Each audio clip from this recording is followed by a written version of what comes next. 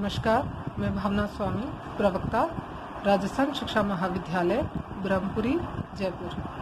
आज हम कहानी कथन विधि स्टोरी टेलिंग मेथड का अध्ययन करने जा रहे हैं। इससे पिछले वीडियो में हमने भाषा शिक्षण, जिसके अंतर्गत की हमने भाषा शिक्षण अथवा भाषा शिक्षण के अंतर्गत प्रयुक्त की जाने वाली विभिन्न शिक्षण विधियों का परिचय किया था। उसी श्रृंखला में आगे बढ़ते हुए आज हम कहानी कथन विधि का विस्तृत अध्ययन करेंगे। कहानी कथन विधि। कहानी भाषा शिक्षण में गद्य साहित्य की एक सर्वाधिक लोकप्रिय विधि है, सर्वाधिक प्रचलित विधि है। यह विधि गद्य की अन्य विधियों से इस रूप में भी भिन्न होती है क्योंकि इसमें एक शिक्षक अपनी सारी शक्ति किसी घटना, भाव या समस्या की सजीव अभिव्यक्ति पर केंद्रित करते हैं। परिभाषा। मुंशी प्रेमचंद के अनुसार कहानी एक ऐसी रचना है जिसमें जीवन के किसी एक अंश या एक मनोभाव को प्रकट करना ही लेखक का उद्देश्य होता है और उसके चरित्र, शैली, कथानक सब उसी एक भाव को पुष्ट करने का कार्य करते हैं। अर्थात लेखक की संपूर्ण कथावस्तु उसके उद्देश्य की पुष्टि करने का कार्य करती है। इसी कार्य के लिए वे अग्रसर होती है। जैसा कि हम सभी जानते हैं कि सभी विषयों के विषयाध्यापक अपनी कक्षा में जाने से पूर्व अपनी शिक्षण विषय वस्तु की संपूर्ण योजना बनाते हैं और इस योजना के अंतर्गत वे विभिन्न बिंदुओं का, विभिन्न तत्वों का ध्यान रखते हुए अपने शिक्षण कार्य को सफल बनाने का प्रयास करते हैं। इसी प्रकार कहानी शिक्षण में भी एक शिक्षक के लिए अपने विषय वस्तु के चुनाव से पूर्व या चुनाव करते हुए निम्न तत्वों का ध्यान रखना आवश्यक होता है। इसमें सर्वप्रथम सबसे पहला बिंदु है कथावस्तु। कथावस्तु कहानी के अंतर्गत किसी जीवन का अंश, मनोभाव अथवा घटना इससे संबंधित होता है। कथावस्तु का चुनाव करते हुए शिक्षक को ये ध्यान रखना होता है कि उसके द्वारा चुनी गई कथावस्तु सजीव हो, सकारात्मक हो अथवा शिक्षाप्रद हो, विद्यार्थियों के लिए शिक्षादायी हो। इसके पश्चात दूसरा बिंदु है पात्र एवं चरित्र। ये कहानी शिक्षण का वो भाग है, वो तत्व है जिसके अंतर्गत एक कहानी में संजीवता आती है। ये ऐसे बिंदु है, पात्र एवं चरित्र ऐसा बिंदु है जिसके अंतर्गत विद्यार्थी अपने आप को इस पक्ष से आत्मसात करते हैं, अपने आप को इस पक्ष के साथ एक विद्यार्थी जोड़ के देखने लगते हैं। तो पात्र एवं चरित्र कहानी का चुनाव करने के समय शिक्षक को पात्र एवं चरित्रों का भी गंभीरता से ध्यान रखा जाना आवश्यक है। शिक्षक को चाहिए कि जो पात्र और चरित्र हैं वे सजीव हों, प्रेरणादायी हों तथा महत्वपूर्ण हो। इसके पश्चात है भाषा शैली। किसी भी कहानी की रोचकता, उसकी सजीवता तथा प्राण प्रदान करने का कार्य भाषा शैली के द्वारा किया जाता है। हम बहुत से ऐसे लेखकों को भाषा साहित्य के अंतर्गत जानते हैं जो अपनी भाषा शैली के आधार पर ही बहुत ज़्यादा प्रसिद्ध हैं। तो यह भी एक महत्वपूर्ण बिंदु होता है। इसका चुनाव करने से पहले शिक्षक को चाहिए कि भाषा शैली सरल, सहज और स्वाभाविक तथा सबसे महत्वपूर्ण कक्षा के स्तर के अनुसार होनी चाहिए। देश, काल एवं वातावरण यह वह बिंदु है जिस समय कहानी जिस समय की या जिस समाज या वातावरण से संबंधित होती है उसे ही देश, काल व वातावरण कहा जाता है। तो शिक्षक को ये भी ध्यान रखना होता है कि ये जो कहानी का बैकग्राउंड है यह भी सकारात्मक हो, विद्यार्थियों में किसी प्रकार का संशय अथवा भ्रम उत्पन्न करने वाला न हो। अंतिम तथा सर्वाधिक महत्वपूर्ण बिंदु उद्देश्य है। सभी शिक्षक अपनी कक्षा में अपने शिक्षण के लिए कुछ उद्देश्यों का निर्धारण करते हैं। उन उद्देश्यों को साथ लेकर भी कक्षा में प्रवेश करते हैं। इसी प्रकार कहानी शिक्षण में कहानी का भी एक उद्देश्य होना आवश्यक है जो कि सकारात्मक और विद्यार्थियों के लिए आवश्यक हो। इसके पश्चात अगर कहानी शिक्षण के उद्देश्यों की बात की जाए तो एक शिक्षक के द्वारा अपने विषय वस्तु के चुनाव में अपनी कक्षा में कहानी विधि के द्वारा अध्यापन करने के लिए उसके बहुत से उद्देश्य होते हैं जिनकी वह पूर्ति करना चाहता है। ये उद्देश्य निम्नांकित है। पहला, छात्रों के शब्द, सूक्ति, मुहावरे एवं लोकोक्तियों के भंडार को सक्रिय बनाना। जैसा कि भाषा शिक्षण में हम जानते हैं कि छात्रों के ये प्रमुख भाषा भंडार को सक्रिय अथवा बढ़ाना एक शिक्षक का प्रमुख उद्देश्य होता है कि वह अपनी भाषा के सभी विद्यार्थियों में इन विभिन्न तत्वों का भंडार करे, इन विभिन्न तत्वों को बढ़ाए अथवा सक्रिय बनाए। दूसरा बिंदु है छात्रों में ध्यान केंद्रण व अर्थ ग्रहण का कौशल विकसित करना। मनोरंजनात्मक तथा संजीवता युक्त कहानी छात्रों के ध्यान केंद्रण व अर्थ ग्रहण के कौशल को विकसित करने का कार्य करती है। तो शिक्षक का एक उद्देश्य यह भी होता है कि वह इस प्रकार की कहानी का चुनाव करे जिससे कि विद्यार्थियों में ध्यान केंद्रण व अर्थ ग्रहण के कौशल का विकास हो। इसके पश्चात है मौखिक विचार अभिव्यक्ति की क्षमता। हम सब जानते हैं सभी स्तर के कक्ष में कुछ ऐसे विद्यार्थी होते हैं जिनकी मौखिक अभिव्यक्ति की क्षमता अन्य विद्यार्थियों की तुलना में थोड़ी कम होती है। ऐसे विद्यार्थी अंतर्मुखी विद्यार्थी होते हैं। एक शिक्षक का यह दायित्व होता है, यह उद्देश्य होता है कि वह अपने कक्षा के सभी विद्यार्थियों में विचार अभिव्यक्ति की क्षमता विकसित कर पाए। साहित्य में रुचि, विषय में रुचि उत्पन्न करना, यह भी शिक्षक का उद्देश्य होता है। इसके अतिरिक्त अन्य है कहानी के द्वारा मानव जीवन के विविध पक्षों, पौराणिक कथाओं, ऐतिहासिक घटनाओं, सामाजिक दशाओं, पशु पक्षी, मानव स्वभाव, सांस्कृतिक मूल्यों व धार्मिक विश्वासों का परिचय। ये सभी स्थितियां देश काल वातावरण के अंतर्गत आती हैं, जिसमें शिक्षक का उद्देश्य होता है कि मानव जीवन के इन विविध पक्षों का वह अपने विद्यार्थियों को परिचय करवाए तथा इनमें रुचि विद्यार्थियों की वह उत्पन्न कर सके। इसका अगला बिंदु है पाठ्य विषय के प्रति रुचि व जिज्ञासा उत्पन्न करना। जैसा कि हम जानते हैं कि भाषा एक अति गंभीर विषय है जिसके अंदर विद्यार्थियों की रुचि व जिज्ञासा उत्पन्न करना व उसे बनाए रखना एक अति दुष्कर, एक अति दुस्साध्य कार्य है।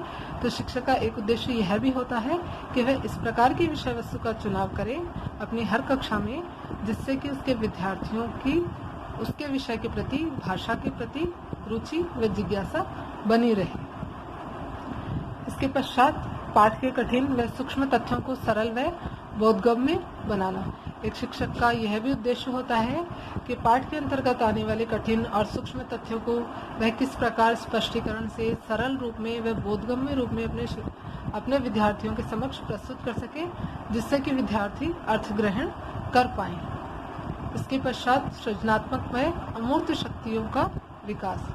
विद्यार्थियों में सृजनात्मकता व अमूर्त चिंतन का विकास करना भी एक शिक्षक का उद्देश्य होता है, जिसमें वह अपने विषय वस्तु का चुनाव इस प्रकार करता है कि विद्यार्थी कक्षा में व कक्षा के पश्चात भी सृजनात्मक शक्तियों का विकास कर सके, अब विषय वस्तु के बारे में सोचें। अंतिम बिंदु है इसका चरित्र निर्माण व प्रेम की भावना का विकास। वर्तमान समय में जैसा कि हम जानते हैं चरित्र निर्माण, आदर्श व्यक्तित्व का निर्माण करना, अच्छे विद्यार्थियों का, अच्छे नागरिकों का निर्माण करना एक अति महत्वपूर्ण दायित्व एक शिक्षक का है। तो शिक्षक का एक उद्देश्य सदैव ये रहता है कि वह अपने ऐसी कहानी का, ऐसी विषय वस्तु का चुनाव करे जिससे उसके विद्यार्थियों का चरित्र निर्माण हो सके, वे अच्छे नागरिक बन पाए। तथा प्रेम की भावना, देश के प्रति प्रेम, साहित्य के प्रति प्रेम, प्रकृति के प्रति प्रेम, विभिन्न प्रकार की भावाभिव्यक्तियों की विकास करना, भावों का विकास करना एक शिक्षक का उद्देश्य होता है कि वह अपने विद्यार्थियों में भावों का विकास कर सके। इसके पश्चात है उद्दीपन परिवर्तन।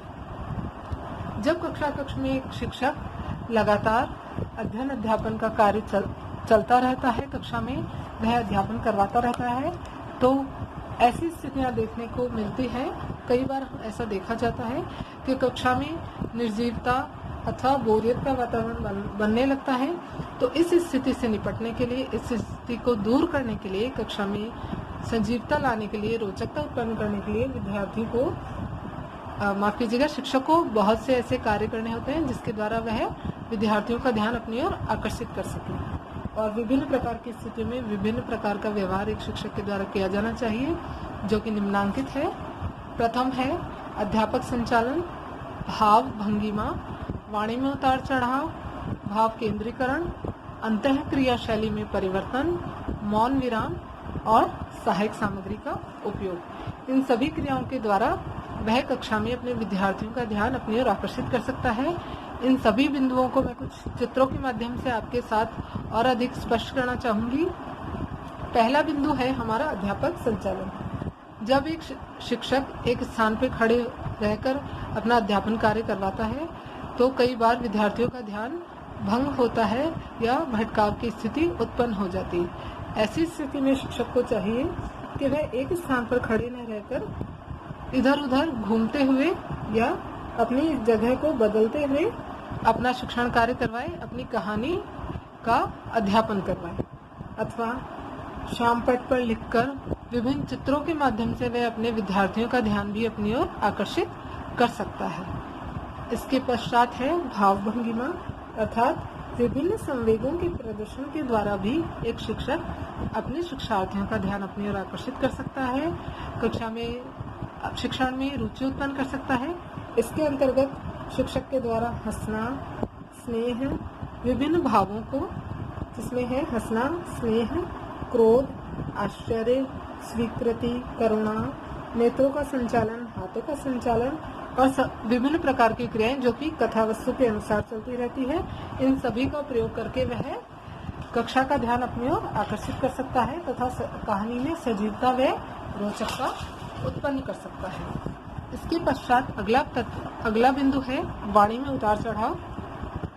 वाणी में उतार चढ़ाव के द्वारा भी एक शिक्षक अपनी कक्षा का ध्यान अपनी ओर आकर्षित कर सकता है, जिसमें आवश्यकता अनुसार शब्दों अथवा वर्णों में स्वराघात, बलाघात, कहानी के अधिक महत्वपूर्ण वाक्यों को ऊंची आवाज में बोलकर उन्हें दोहराकर अथवा मंद गति में इस प्रकार की क्रियाओं को अपनाकर एक शिक्षक अपने शिक्षार्थियों का ध्यान अपनी ओर आकर्षित कर सकता है तथा अपने शिक्षण में सजीवता उत्पन्न कर सकता है। इसके पश्चात है भाव केंद्रीकरण, जिसके अंतर्गत की एक शिक्षक के द्वारा कहानी की मांग के अनुसार, कथा वस्तु के अनुसार, मौखिक दृश्य रूप के द्वारा अथवा हाव भावों का प्रयोग करके अथवा मौखिक दृश्य रूप व हाव भाव इन सभी को सम्मिलित रूप से भी प्रयुक्त करके अपने विद्यार्थियों का, अपनी कक्षा का ध्यान अपनी ओर आकर्षित कर सकता है, उद्दीपन परिवर्तन कर सकता है।